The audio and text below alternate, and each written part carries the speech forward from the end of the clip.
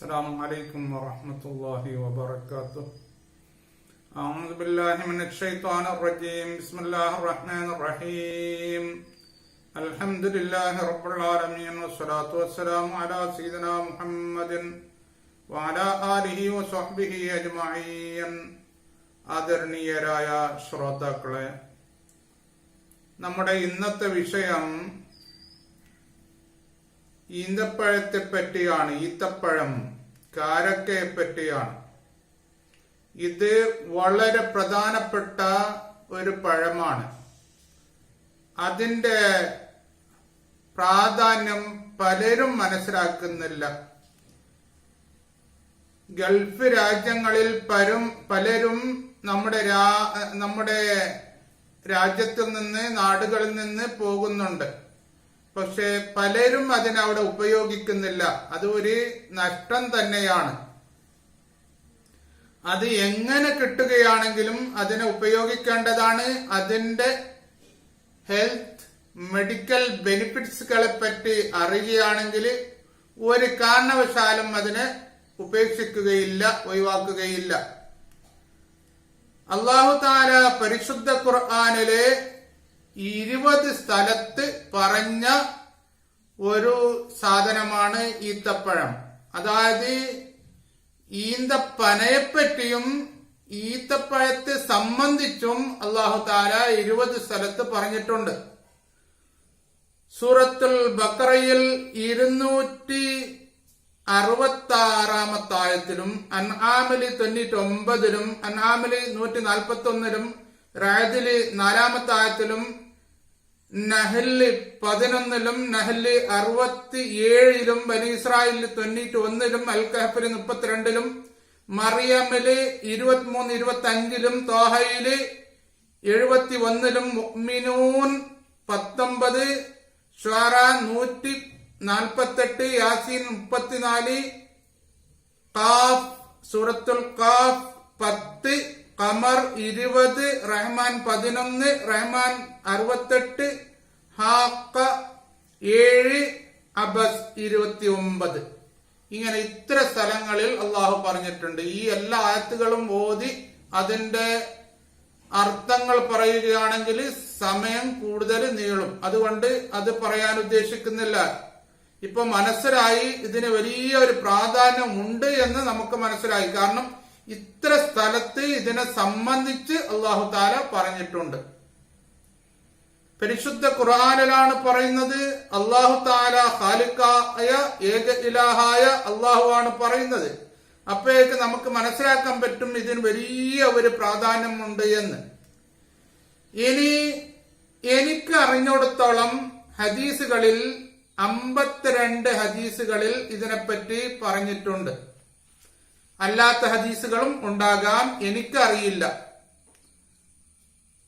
ബുഖാരി ഷരീഫിലുണ്ട് പലയിടങ്ങളിലും, സ്വഹീഹ് മുസ്ലിമിലുണ്ട് പലയിടങ്ങളിലും, നസായിലുണ്ട്, അബൂ നുഐമിലുണ്ട്, മുസ്നദ് അഹ്മദിലുണ്ട്, മുസ്തദ്രക് അൽ ഹാക്കിമിലുണ്ട്. അതേപോലെ തന്നെ തിർമിദിയിൽ പലയിടത്തും ഹദീസുകളുണ്ട്. ഇബ്നു മാജഹിലും പല ഹദീസുകളുമുണ്ട്. അബൂദാവൂദിലും പല ഹദീസുകളുമുണ്ട്. ഇങ്ങനെ ഹദീസിന്റെ കിതാബുകളിൽ ഒരുപാട് ഹദീസുകൾ ഇതിനെപ്പറ്റി, ഇതിനെ സംബന്ധിച്ച് നമുക്ക് കാണാൻ കഴിയുന്നുണ്ട്. അപ്പോൾ എന്താണ് അതിന്റെ അർത്ഥം? ഇതിന് എന്തുകൊണ്ടും വലിയ ഒരു പ്രാധാന്യമുണ്ട്. അതിന് ഒരുപാട് ഹെൽത്ത്, ആരോഗ്യപരമായ ഫലങ്ങൾ, ഗുണങ്ങളുണ്ട്. അതുകൊണ്ട് എന്തുകൊണ്ടും നാം അതിനെ ഉപേക്ഷിക്കാൻ കഴിയില്ല.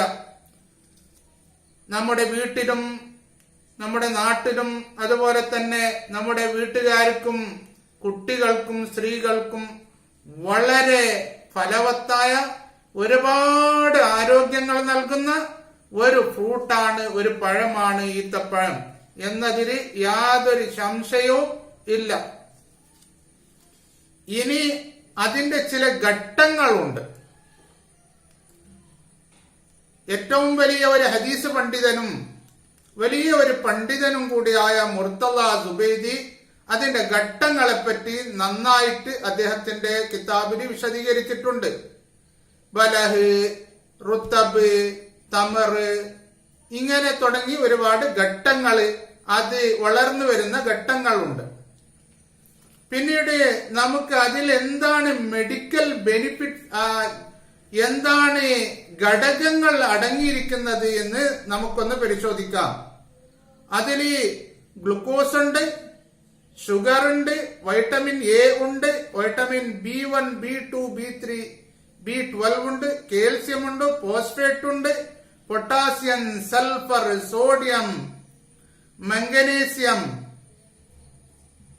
Magnesium, cobalt, zinc, fluorine, copper, manganese, cellulose, fructose, biotin, amino acids, 16ഓളം അമിനോ ആസിഡ്സുകൾ അതിലുണ്ട്. Fibres, carbohydrates, water, fats, iron, ഇതുപോലെയുള്ള ഒരുപാട് സാധനങ്ങൾ, ആരോഗ്യപരമായ ഘടകങ്ങൾ അതിൽ അടങ്ങിയിട്ടുണ്ട്.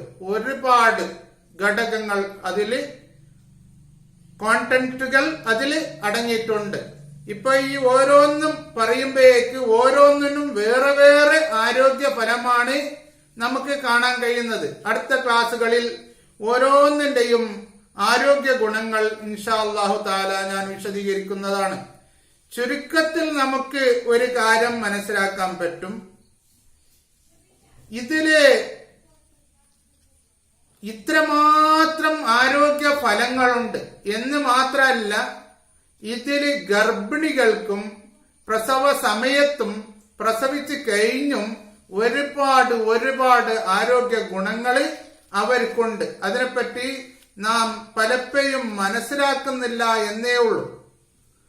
അല്ലാഹു തആല പരിശുദ്ധ ഖുർആനിലെ പറഞ്ഞു, فأجاءها المخاض إلى جذع النخلة قالت يا ليتني مت قبل هذا وكنت نسيا منسيا فناداها من تحتها ألا تحزني قد جعل ربك تحتك سريا وهزي إليك بجذع النخلة تساقط عليك رطبا جنيا.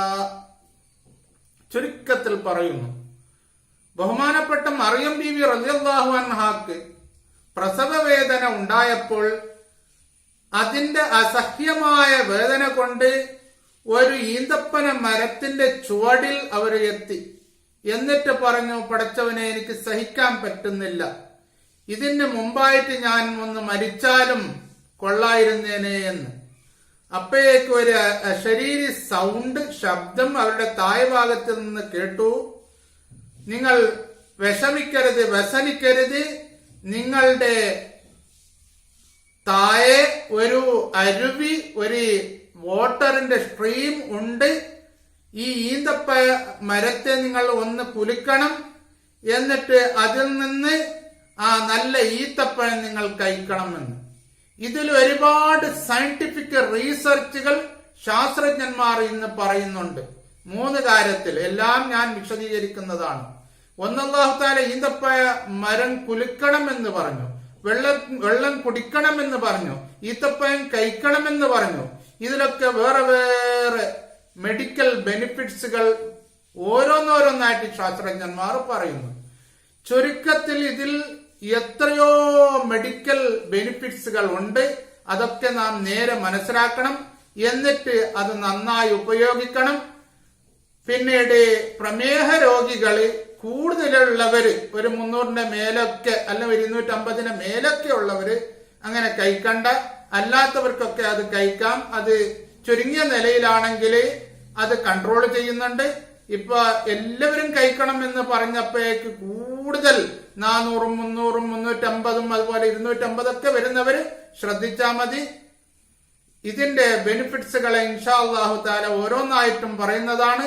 അല്ലാഹു തആല ഇത്തരം പരിശുദ്ധ ഖുർആനിലും തിരുഹദീസുകളിലും പറഞ്ഞ കാര്യങ്ങളെ നമുക്ക് നേരെ മനസ്സിലാക്കി അതിൽ പറഞ്ഞതുപോലെ നമുക്ക് പ്രവർത്തിക്കുവാൻ അല്ലാഹു തൗഫീഖ് നൽകട്ടെ. ഏക ഇലാഹായ അല്ലാഹു, ഈ ഭൂലോകത്ത് അല്ലാഹു എല്ലാവർക്കും ഈ ഭൂലോകത്തുള്ള എല്ലാ ജനതയ്ക്കും അള്ളാഹു ശാന്തിയും സമാധാനവും തരട്ടെ. ആമീൻ. വആഖിറു ദഅവാന അനിൽ ഹംദുലില്ലാഹി റബ്ബിൽ ആലമീൻ. അസ്സലാമു അലൈക്കും വറഹ്മത്തുള്ളാഹി വബറകാതുഹു.